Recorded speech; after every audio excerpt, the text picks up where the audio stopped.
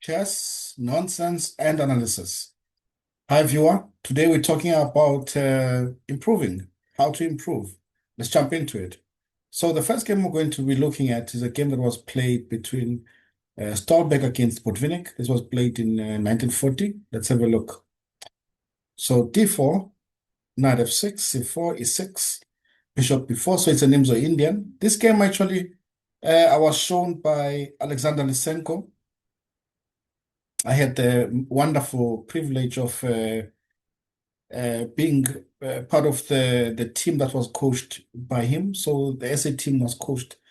We were coached by Lysenko before the Tromsø Olympiad, and yeah, this came out from one of his lessons. So he showed me this game, and let's go over the opening. So it's an Indian, and we reached this critical position, and yeah, so Botvinnik's opponent was not sure how to proceed here, and he played h3.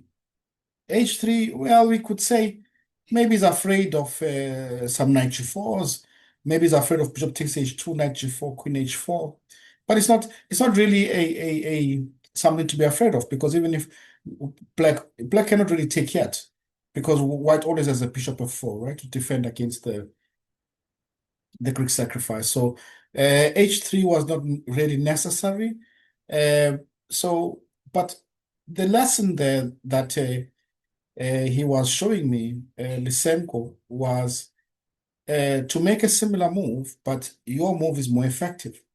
So, for example, here, Botvinnik plays h6, but h6 from Botvinnik is much more useful than the h3 from white, because this h6 stops bishop g5 and, consolidates black's center.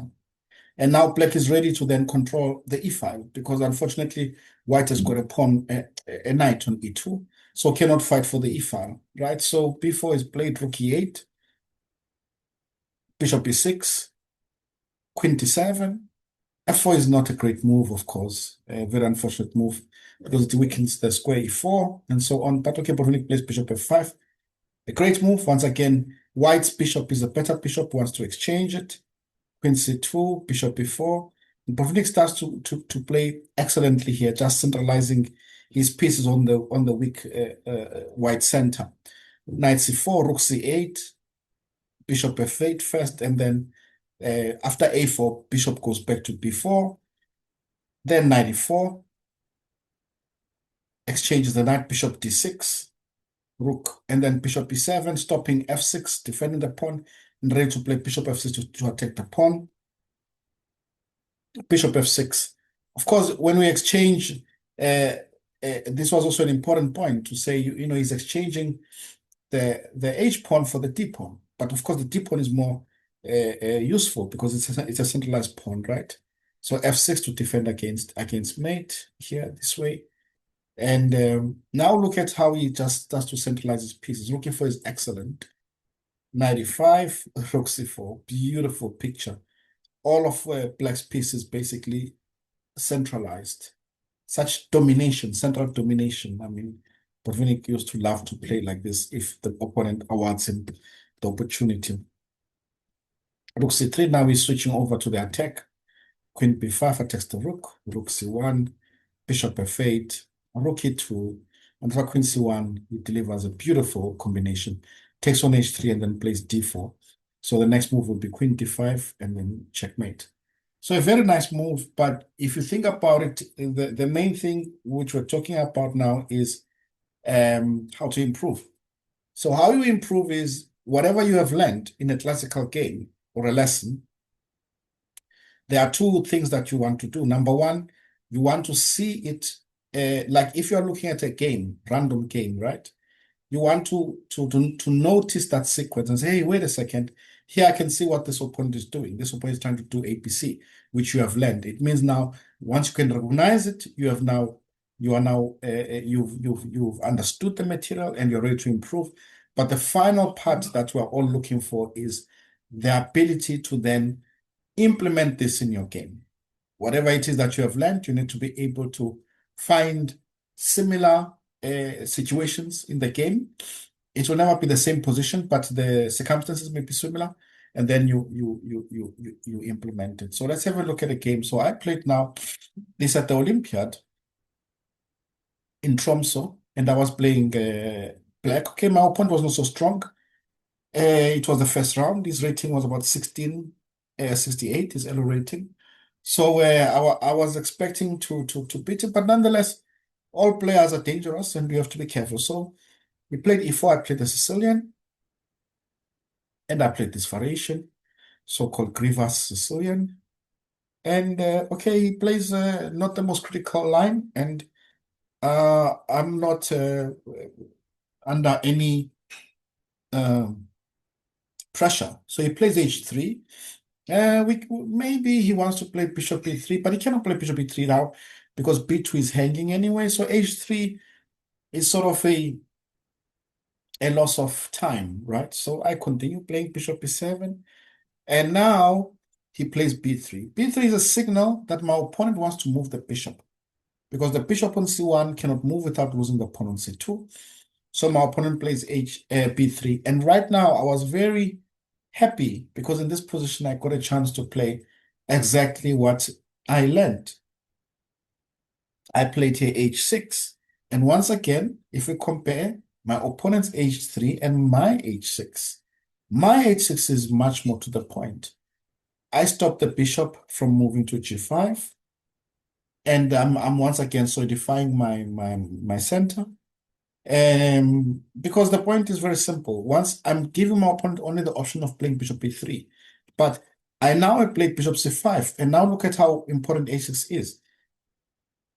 The point here is that because of the pawn on e4 and e5, it means that white's light squared bishop is not a great piece because it's blocked by this pawn, and white's black squared bishop is a good piece.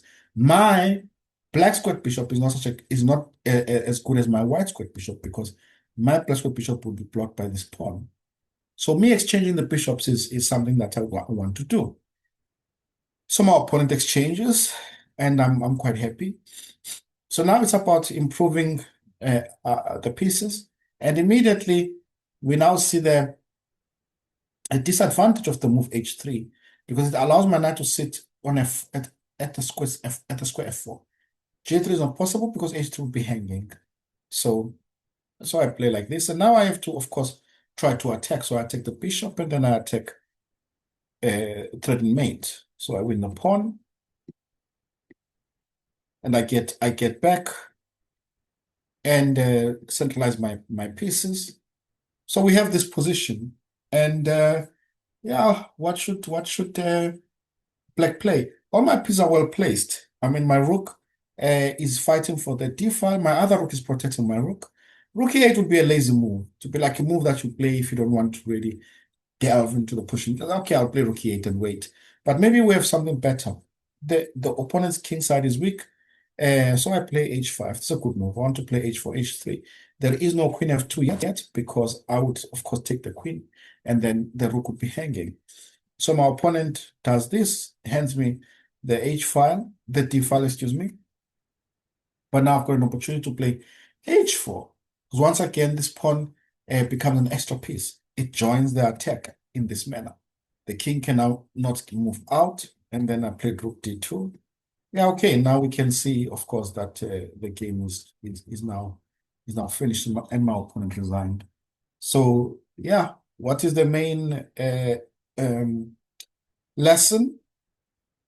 Whatever it is that you've learned, try to see in other games to see if you can recognize it when other players are playing, and then finally you try to to use it in your own game, replay it yourself, and that is the way to make sure that you are always going to improve and be able to implement whatever it is that you have learned. All right, hope you enjoyed that. Please share, comment, subscribe if you haven't, and yeah, thank you for being with me. And till next time, what I will say now is checkmate.